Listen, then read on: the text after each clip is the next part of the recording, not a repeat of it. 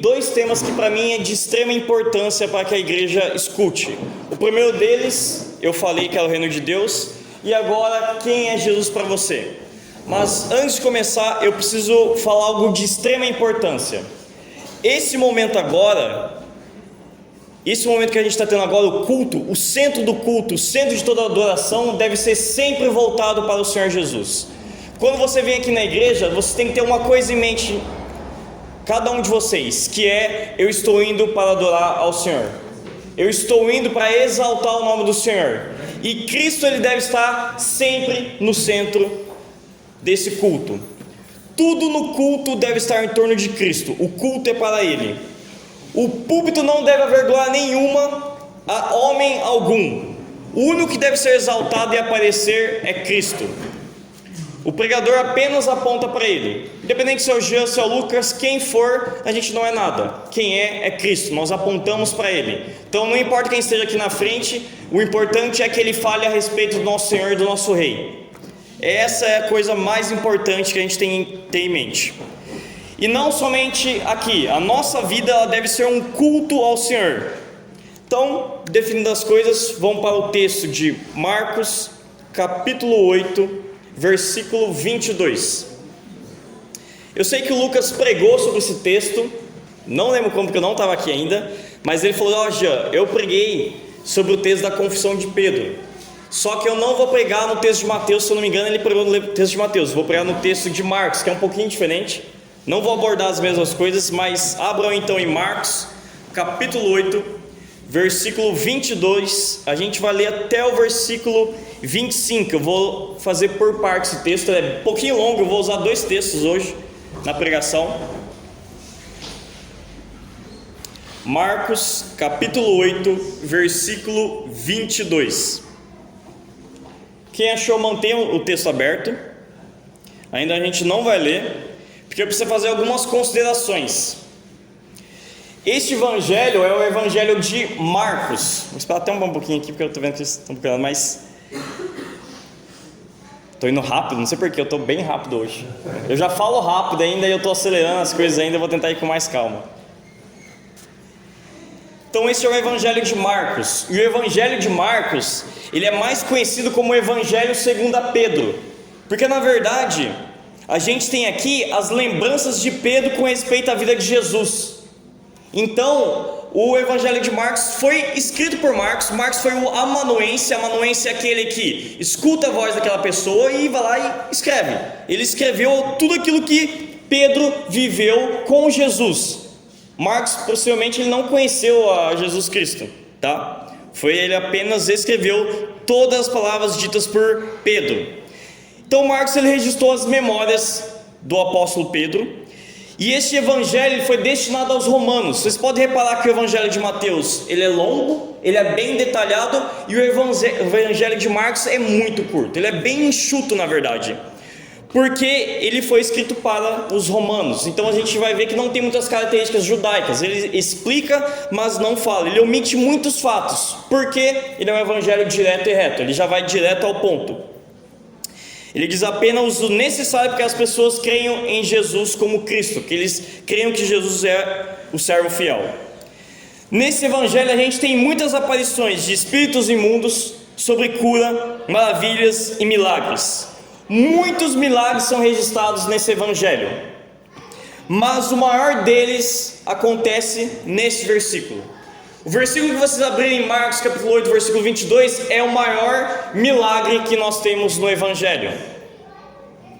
O maior deles. O maior evangelho é este. O maior dele estão nesses versículos. Aqui temos registrado então, e eu quero que vocês saibam que nenhum outro se compara a este. Isso é exatamente o que você ouviu. Nenhum outro se compara, nem mesmo da ressurreição de Jairo, registrado alguns capítulos antes. Nenhum milagre se compara a esse que a gente vai ler. Provável que você tenha dado uma olhada no texto e falado assim: nossa, e ficou meio confuso, porque esse milagre está falando sobre um cego. Jesus curou vários cegos. Então, como esse daí pode ser o maior milagre? Como um milagre de curar a vista de alguém pode ser maior do que a ressurreição de Lázaro ou maior do que a ressurreição de Jairo? da filha de Jairo. Mas eu garanto para vocês que nesses versos nós temos o maior milagre que Jesus efetuou aqui na terra em seu ministério. E vocês vão entender muito bem o que eu estou dizendo. Então vamos ler o texto. Marcos capítulo 8, versículo 22. Então chegaram a Betsaida e lhe trouxeram um cego, rogando-lhe que o tocasse. Jesus, tomando o cego pela mão, levou-o para fora da aldeia e, aplicando-lhe saliva aos olhos e impondo-lhe as mãos, perguntou-lhe: vês alguma coisa? Este, recobrando a vista, respondeu: vejo os homens, porque como árvores os vejo andando. Então novamente lhe pôs as mãos nos olhos, e ele, passando a ver claramente, ficou restabelecido, e tudo distinguia de modo perfeito.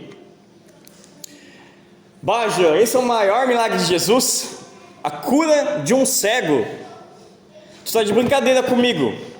Jesus, ele só curou um cego e ainda não curou bem feito, porque ele teve que fazer isso 2 vezes. Ele curou, o cara não enxergou direito, viu as coisas embaçadas e Jesus teve que curar de novo. E você está dizendo para mim que esse é o maior evangelho de Jesus? O maior milagre de Jesus? Mas vocês vão porquê desse ser o maior milagre dele enquanto a gente analisa o texto. O texto bíblico, ele quer nos levar a uma compreensão maior desse milagre. Ele não é apenas uma cura de um cego. Então vamos lá. Então chegaram a Betsaida e lhe trouxeram um cego, rogando-lhe que o tocasse. O versículo diz que trouxeram um cego. Pessoas levaram esse homem cego para Cristo. Foram seu guia para mostrar e apontar quem era Jesus. Pois este era um cego e não via nada diante dos olhos. Não via e nem reconhecia Cristo e quem ele era. Ele ouviu falar a respeito de Jesus, mas não conhecia Jesus. Ele teve a ajuda de algumas pessoas que o trouxeram, pedindo que o Senhor lhe trocasse. Então chegou os amigos dele, levaram até a presença de Jesus, e eles falaram: toque nesse homem, porque ele não conhece ao Senhor, ele não vê ao Senhor. Nessa noite acontece o mesmo. Tem pessoas que apresentam a Cristo para aqueles que não veem e rogam ao Mestre para que toque essas pessoas. É isso que nós queremos fazer como igreja: apresentar a Cristo de tal maneira que as pessoas olhem e conseguem enxergar quem Ele é. Por quantas pessoas não temos orado para que Cristo se manifeste a elas, para que Ele mostre às pessoas quem realmente Ele é? Pois um dia nós fomos tocados e compreendemos a grande salvação que Ele nos trouxe. E como a gente não deseja para os nossos familiares, amigos, as pessoas do trabalho que conheçam a Cristo? Porque nós sabemos a salvação que Ele trouxe para nós. Nós sabemos que nós somos salvos pela graça de Deus. E a partir do momento que a gente leva uma pessoa para Jesus, Ele mesmo se compadece. Quando Jesus viu aquele homem cego, Ele viu ele e se compadeceu. Ele realmente viu a miséria.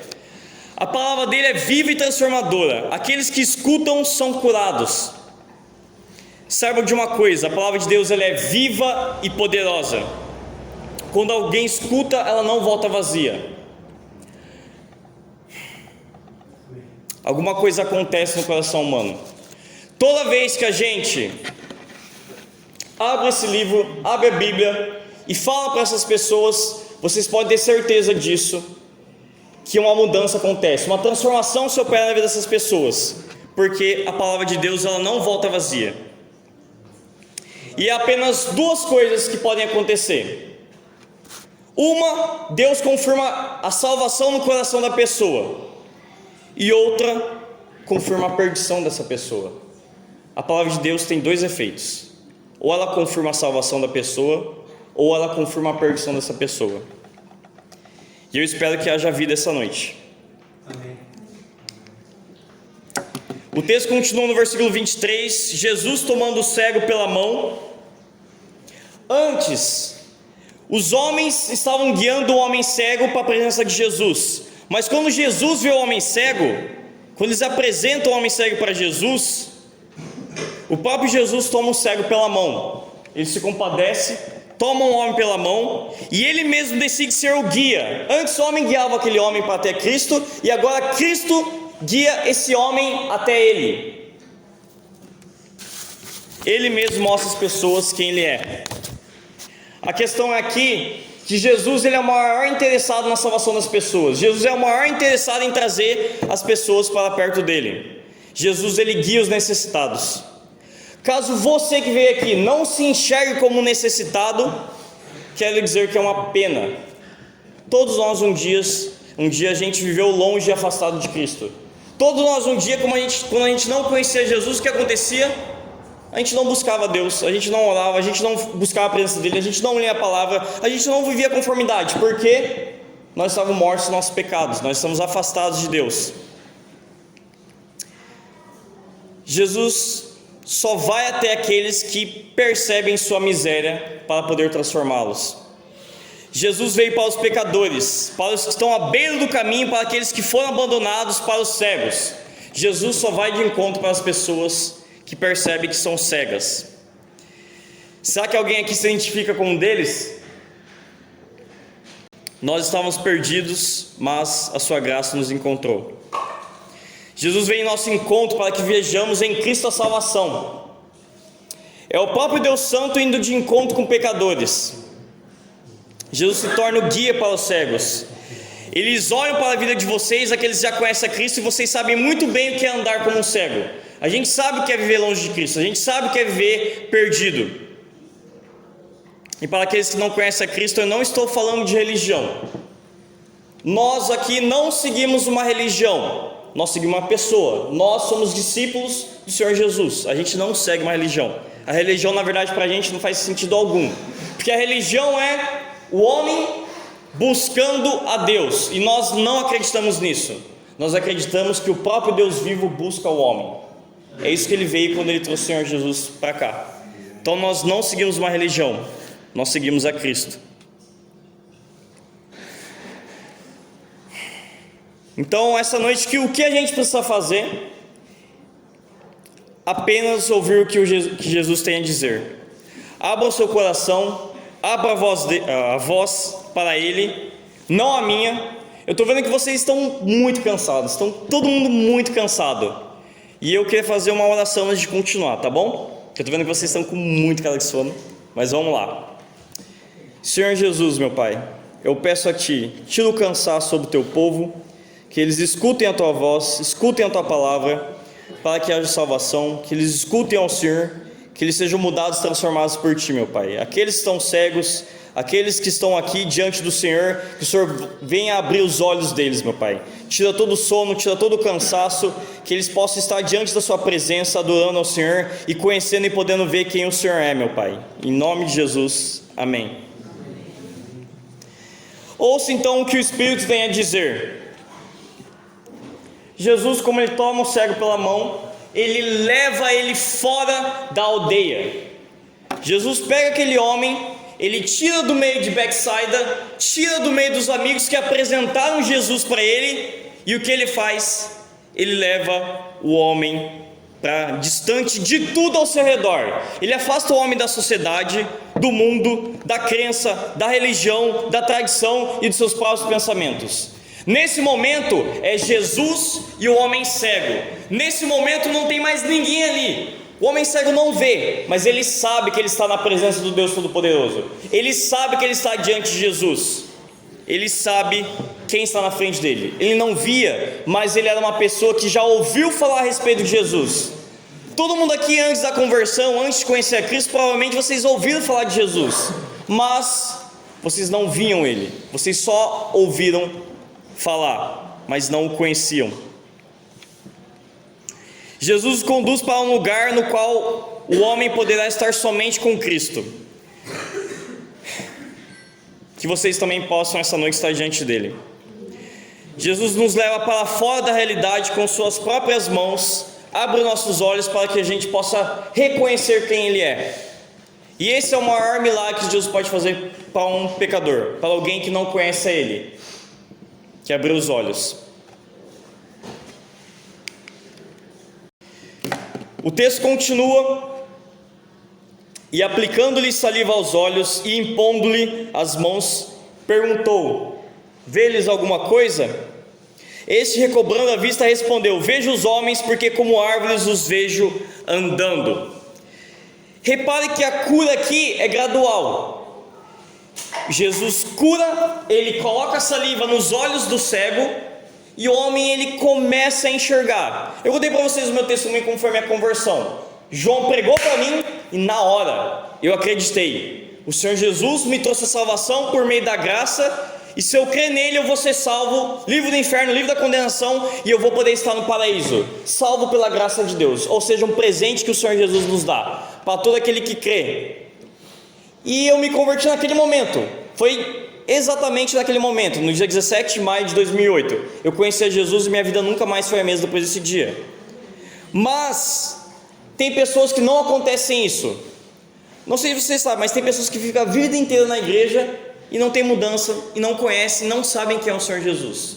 Tem pessoas que vão viver a vida inteira na igreja e quando morrer, vão ir diretamente para o inferno, porque nunca conheceram Jesus. Acontece disso. Tem pessoas que viveram assim. Eu conheci uma senhorinha na igreja que ela estava com 60 anos de idade e disse: hoje eu encontrei o Senhor Jesus. 60 anos de idade, sempre desde pequenininha ia para a igreja, e ela não conhecia o Senhor Jesus. Ela sentava nos bancos da igreja há tanto tempo que o pai e a mãe dela, por tradição, eram cristãos. E aí o que aconteceu? Ela não conhecia. Mas um dia ela falou assim: agora eu conheço. Essa senhora provavelmente ela não conhecia o Senhor Jesus. Ela só via ele, mas não enxergava claramente. Que nem esse homem cego. Repara que a cura dele é gradual. Ele recobrando a vista, vejo, e os homens parecem como árvores. Esse homem cego, ele não enxerga perfeitamente, ele não vê o que está diante dos seus olhos, ele não consegue ver perfeitamente, ele não distingue claramente o que vê, mas ele começa a ver. Quando Jesus toca na vida de alguém, mesmo que seja um descrente, mesmo que seja alguém que não conhece a Jesus, alguma coisa acontece. Ele vê Jesus não da mesma forma. Muitas pessoas seguiam a Jesus, multidões, mas nem todos eram discípulos do Senhor Jesus. Mas todos aqueles que ouviam a palavra de Jesus, acontecia algo. Jesus curou muitas pessoas que eram cegas, leprosas, que tinham possessão demoníaca e não seguiram a Jesus. A gente tem vários relatos desse no Evangelho. Lembra dos 10 leprosos que foram curados por Jesus, e quantos voltaram para ele, que voltaram para seguir Jesus? Apenas um. De 10 que foram curados por Cristo, apenas um encontrou a salvação. Apenas um acreditou em quem Jesus é de fato. E é isso que eu quero essa noite, que vocês conheçam a Cristo de fato.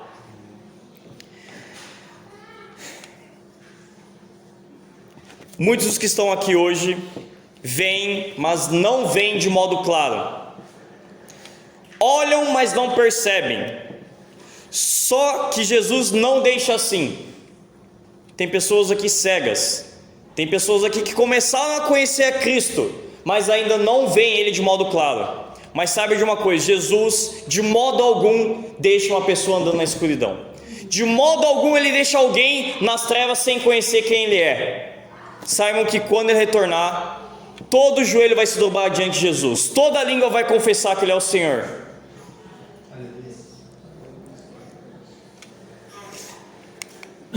E aí a cura continua. Então novamente lhe pôs as mãos nos olhos, e ele, passando a ver claramente, ficou restabelecido, e tudo distinguia de modo perfeito. Jesus ele colocou saliva nos olhos desse cego de Betsaida, curou ele, via como árvores, mas agora Jesus cura ele completamente. Ele faz aqueles que pertencem a Ele que enxerguem perfeitamente. Aqueles que pertencem a Cristo, quando Cristo se apresenta para eles e fala quem Ele é, e eles veem a Cristo, eles enxergam perfeitamente. Eles compreendem quem é Jesus. Tá, Jean, mas ainda não entendi. Como esse pode ser o maior milagre de Jesus? É apenas mais uma cura de um cego. O que essa cura tem em especial? Gente, essa é a única cura que Jesus tem que curar a pessoa 2 vezes. É a única que Ele cura, a pessoa não vê direito, porque todos eles, quando Jesus nos evangelhos cura alguém, a pessoa vê imediatamente. Essa é o único registro que a gente tem, que Jesus faz uma cura. O próprio Deus vivo e encarnado, que é Jesus, Ele cura alguém e essa pessoa não vê direito. E Jesus vai lá e cura uma segunda vez. Então, o que o autor bíblico está querendo dizer? Por que essa cura é especial? Porque olha, Jean, eu acho que a ressurreição de Lázaro, de um homem morto que Jesus fez, é uma cura maior, é um milagre muito maior. Tem a cura da ressurreição da filha de Jairo, eu acho que essa cura aí é superior, porque qual que é mais impactante? Eu ressuscitar alguém morto ou eu curar um cego? É óbvio você ressuscitar um morto. O cara estava morto, pô, nem ouvia, o cara ouvia e Jesus fala: Lázaro, sai para fora, e ele sai. Morto não escuta. Então era incrível. É a maior cura que teve lá nos evangelhos, a cura de Lázaro da filha de Jairo. Mas não, essa não foi o maior milagre de Jesus. Agora a gente vai para a parte mais importante do texto, a mais preciosa do texto. Marcos capítulo 8, versículo 27 ao 29. A gente vai continuar o texto. Eu queria pegar em 2 blocos. Vocês vão entender o porquê nessa primeira parte nós temos um cego que é curado por Jesus 2 vezes, e depois logo em seguida a gente tem a confissão do apóstolo Pedro.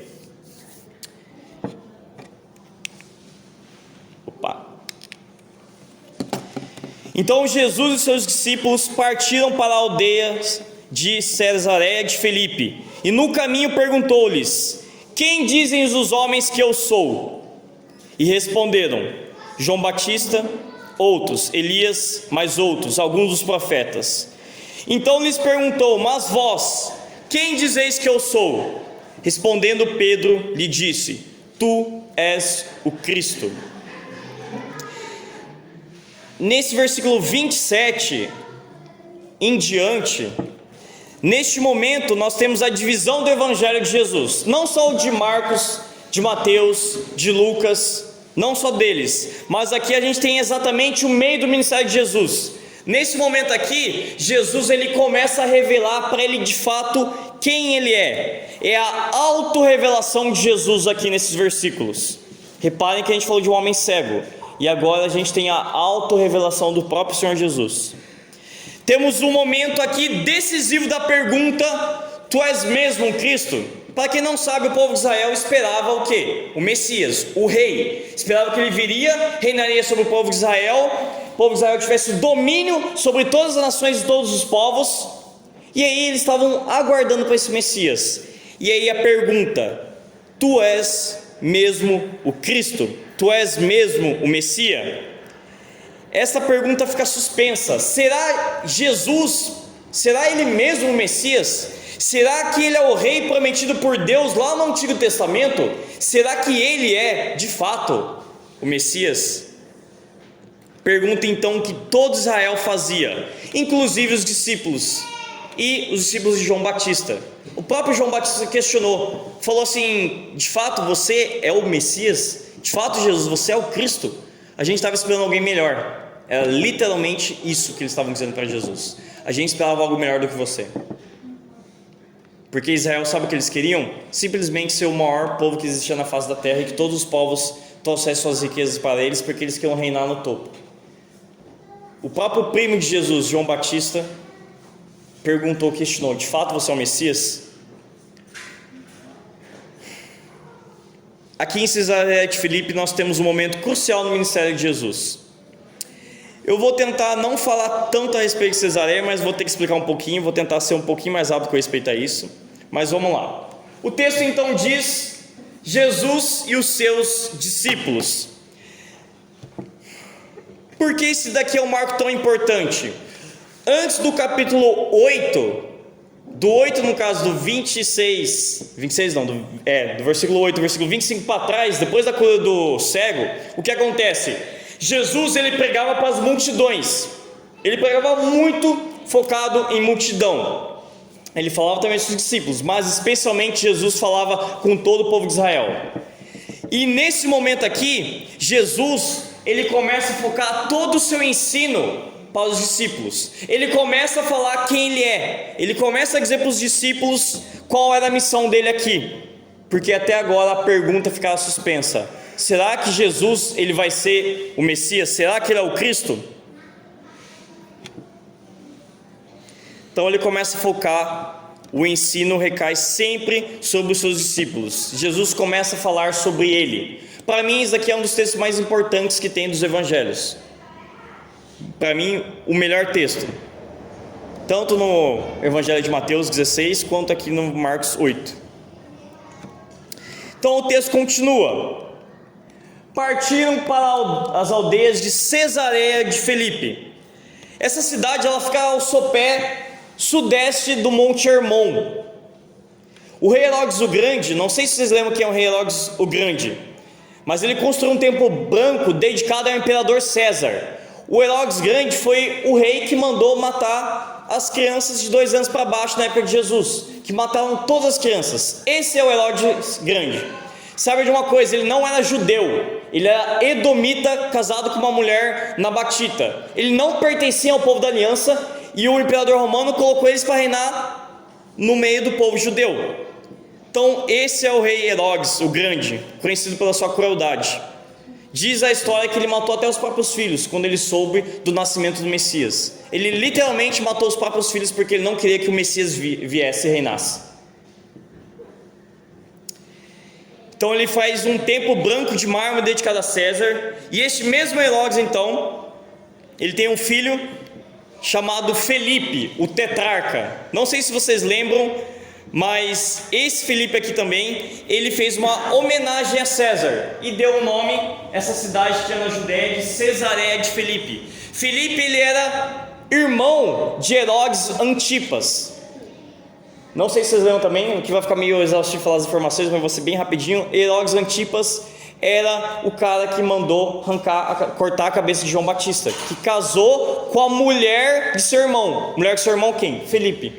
Felipe tinha uma esposa, Herodes gostava dela, queria ter relações com ela, pega a esposa do próprio irmão, tem relações sexuais, toma para sua esposa, e é esse o Felipe, irmão de Herodes Antipas. Esse lugar aqui, Cesareia de Filipe, é um lugar muito mal visto pela sociedade judaica. Os próprios judeus detestavam, nem pisavam seu pé em Cesareia de Filipe. Imagina um rabino como Jesus pisar nessas terras. Vocês vão entender daqui a pouquinho porque esse lugar era tão mal visto, porque as pessoas não pisavam naquele lugar. Nós temos aqui uma cidade pagã no território de Israel. Aqui havia uma mistura de povos, que não era que nem a Samaria. Samaria era como? Eu tinha judeus mestiços, misturados com gentios. Gentios é quem não pertence ao povo judeu. Então eu tinha lá samaritanos, judeus misturados com gentios. Ok, uma mistura de povos. No caso de Cesareia de Filipe, a gente só tem gentios. Só temos pessoas que não pertencem ao povo de Israel e nem ao povo judeu. Imagina isso, vocês sabiam disso? Que no meio do povo de Israel havia uma região lá que só tinha gentios, só tinha gregos e romanos, só. Tinha presença de alguns judeus e tudo mais, mas lá era uma mistura de vários povos. E essa cidade ela é conhecida por adorar deuses gregos. Ou seja, ali era o maior centro de paganismo em Israel. O maior centro de paganismo. E ali havia um altar de sacrifícios a cabras e bodes ao deus Baal. Na verdade tinham vários, eu vou mostrar aqui a imagem para vocês, vários templos de adoração. Eu não vou entrar muito em detalhe e tal, porque a gente vai ver isso no Evangelho de Mateus, mas... um detalhe importante, esqueci de falar. Tá.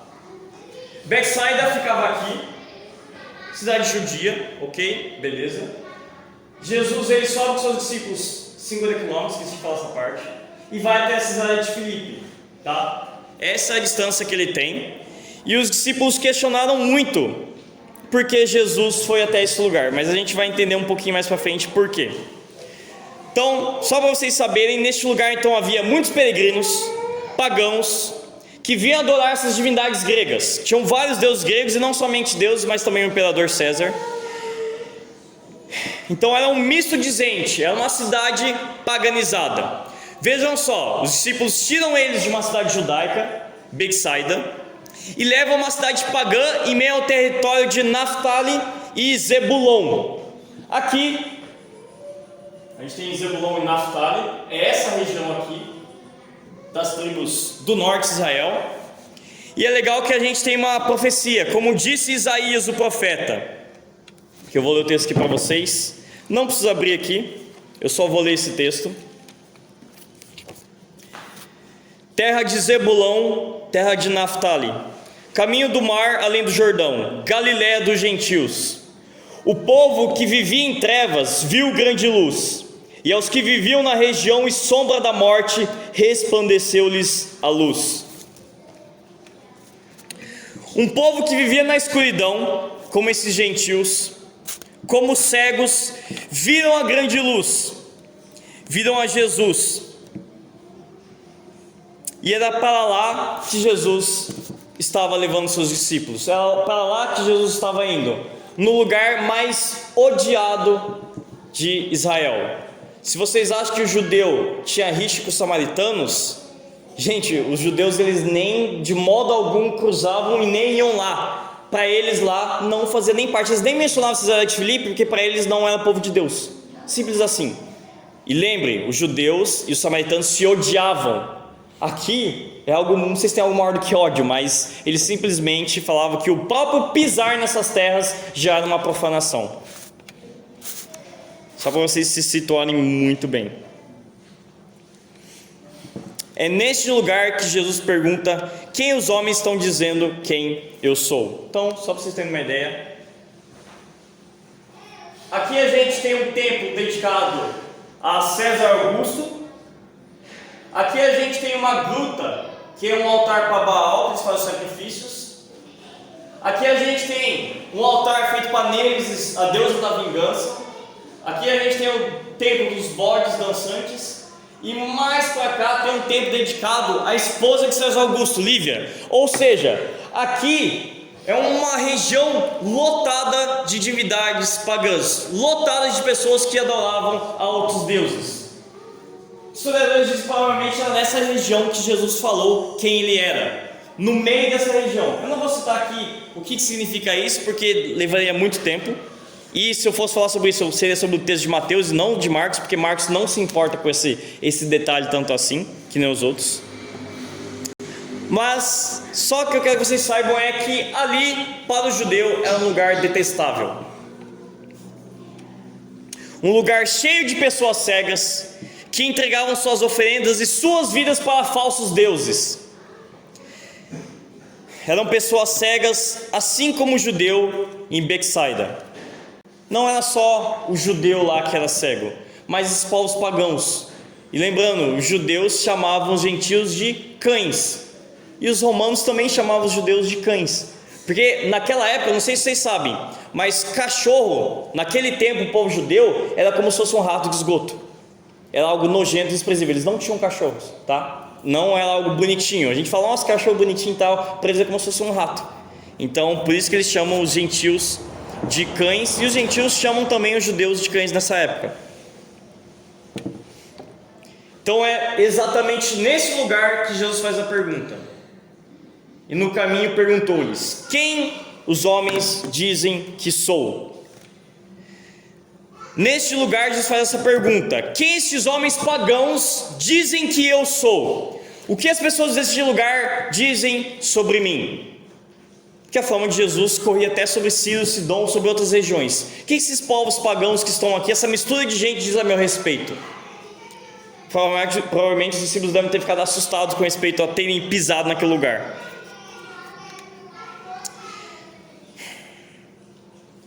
E a resposta então dos discípulos é: e responderam: alguns dizem então que você é João Batista, outros Elias, mas alguns dos profetas. Eles nem citaram que os fariseus falavam de Jesus, porque os fariseus chamavam de Jesus de rei dos demônios, Beelzebu. Eles nem falam esse detalhe, mas o que os homens pagãos, o que os judeus e os pagãos estão dizendo a meu respeito? Ao ouvirem sobre Jesus, quando essas pessoas escutam sobre Jesus, eles respondem: Jesus é um profeta. Parece pouco chamar Jesus de profeta, a gente conhece Jesus de fato. Parece ser uma coisa bem pequena chamar Jesus de profeta, porque ele é muito mais do que isso, porque ele é o próprio Deus encarnado.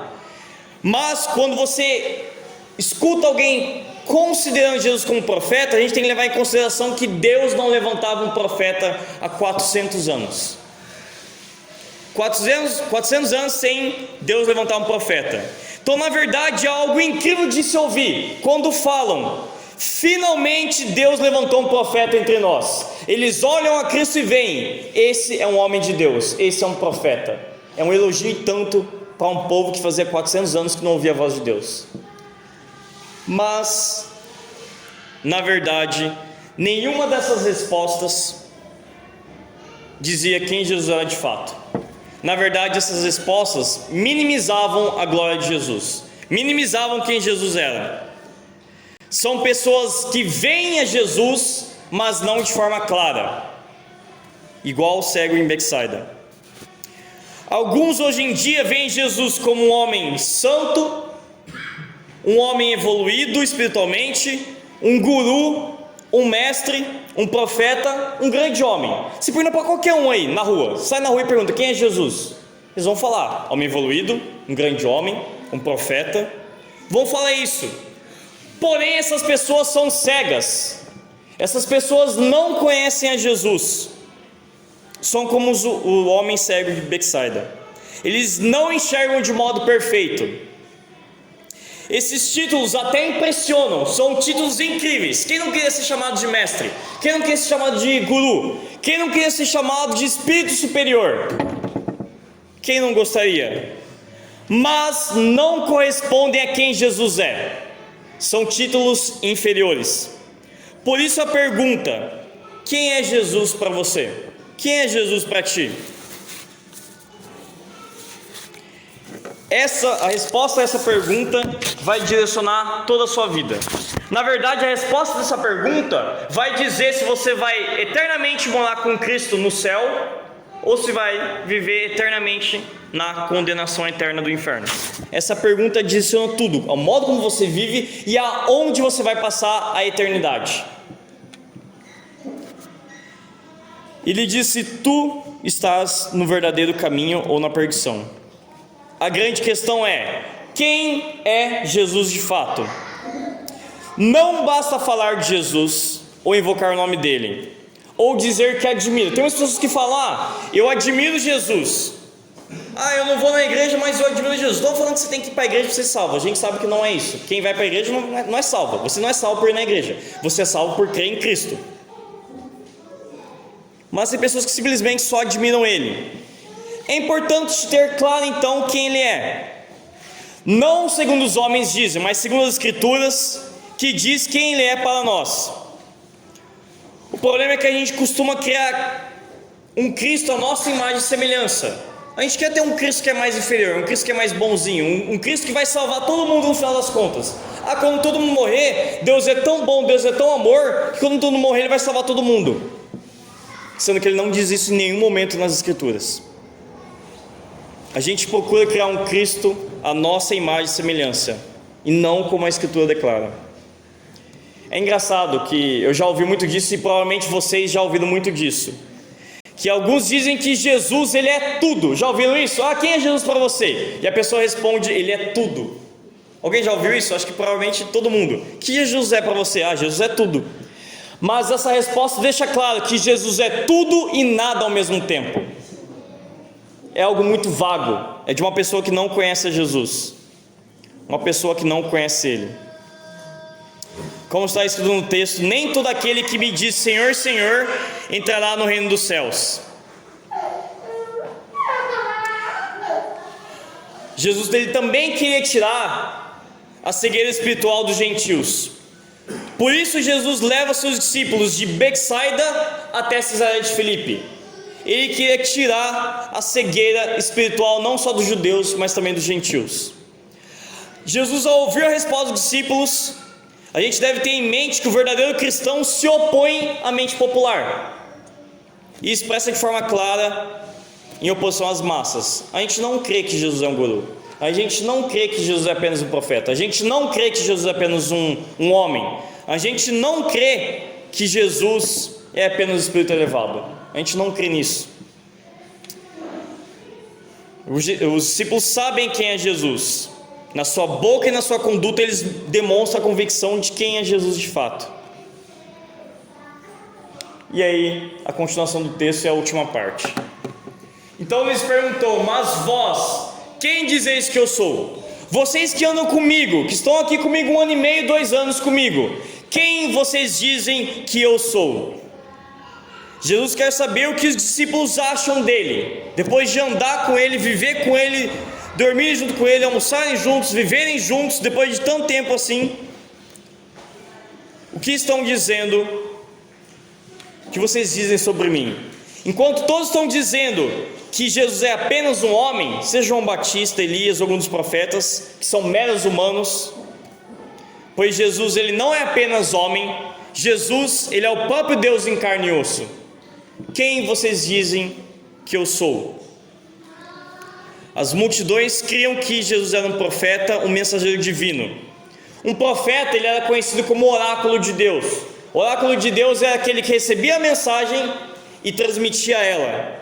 Ele falava, o profeta falava como se fosse um arauto. Arauto é um cara que ele pega, tem a mensagem do rei, e ele vai lá, simplesmente chega uma nação e lê as palavras do rei. Somente isso.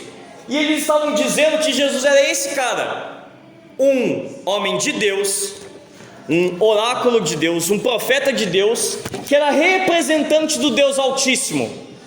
Mas Jesus, ele não era um representante de Deus, ele era o próprio Deus. E essa é uma diferença muito grande.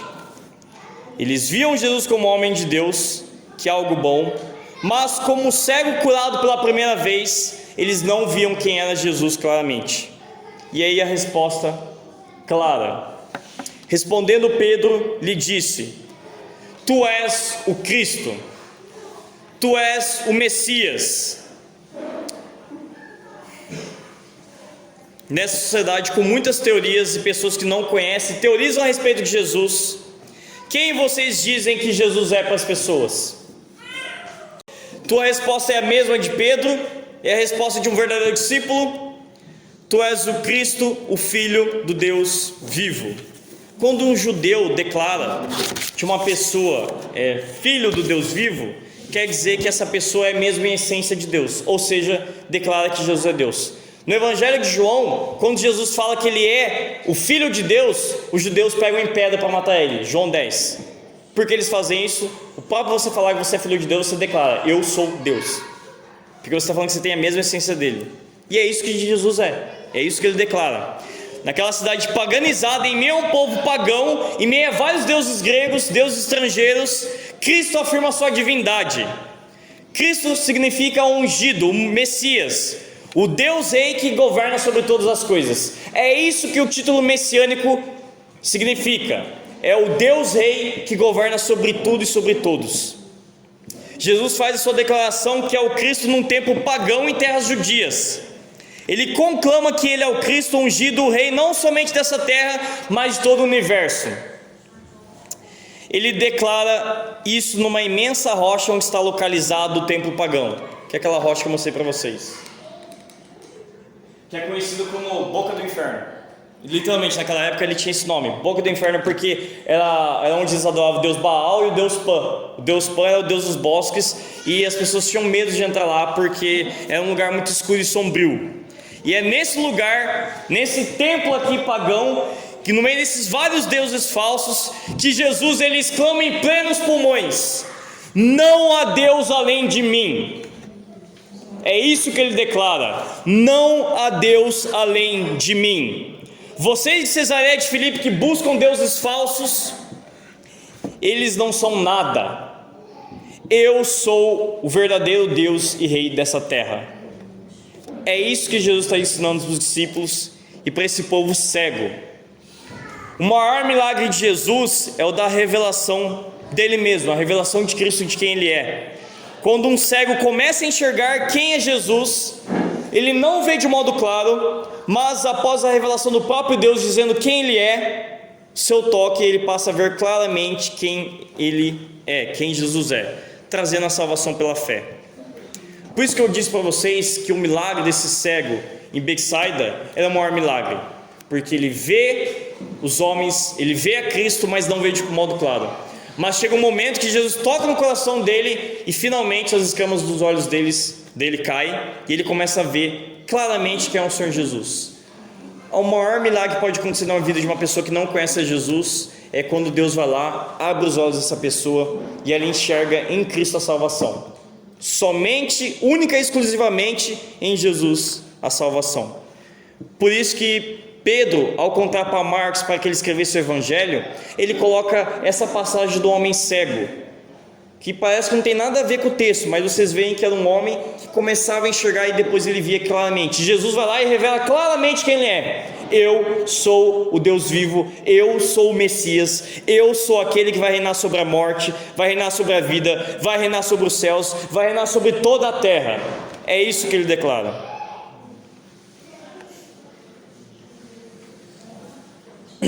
Quando o homem vê a salvação com seus próprios olhos, de modo claro e límpido, é isso que acontece quando Jesus se revela. A pessoa vê a salvação de modo claro e límpido. Este é o maior milagre de Jesus, fazer pessoas cegas enxergarem quem Cristo é. E quem Jesus é? Ouça alguns versículos que eu vou ler para vocês. Vou simplesmente só ler aqui. Então, quem Jesus é? Ouça, escute muito bem. Ele abriu ao cansado: vinde a mim todos que estão cansados e sobrecarregados, e eu vos aliviarei. Aqueles que têm sede, se alguém tem sede, venha a mim e beba de graça a água da vida. Eu sou a água da vida. Quem tem fome, eu sou o pão da vida. Aquele que vem a mim não terá fome, e quem crê em mim nunca terá sede. O caminho, eu sou o caminho, a verdade e a vida. Ninguém vem ao Pai a não ser por mim. A luz, eu sou a luz do mundo. Quem me segue nunca andará em trevas, mas terá a luz da vida. A porta, eu sou a porta das ovelhas. Quem entrar por mim será salvo. Poderá entrar e sair e encontrar pastagens. O pastor, eu sou o bom pastor, conheço as minhas ovelhas e elas me seguem. A ressurreição e a vida, eu sou a ressurreição e a vida. Quem crê em mim, ainda que morra, viverá.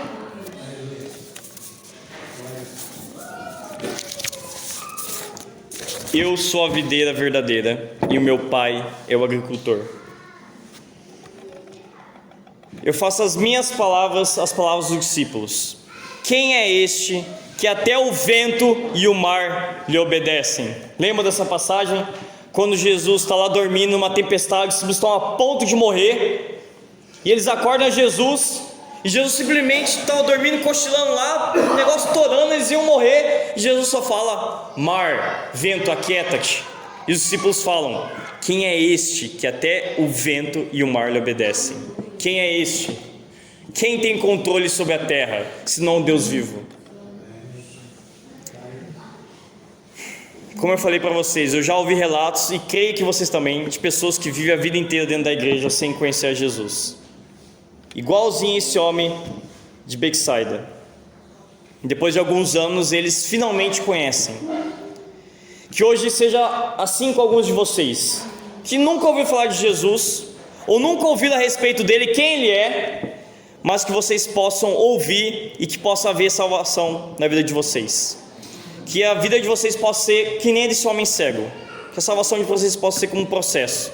Que vocês comecem a ver até que Deus vire de fato. Mesmo quando eu estou olhando aqui vocês, estou vendo vocês bem cansadinhos e com sono, eu fico pensando: nossa, que dá uma desanimação no pregador assim, né? Porque nossa, eu tô ruim assim. Mas enfim, eu não ligo para isso nem um pouco, para ter certeza. Mas eu lembro uma vez que entrou um cara bêbado na igreja. O cara tava, a gente, não sei se vocês falam essa palavra aqui, eu tô até com medo de falar agora, não sei se eu falo.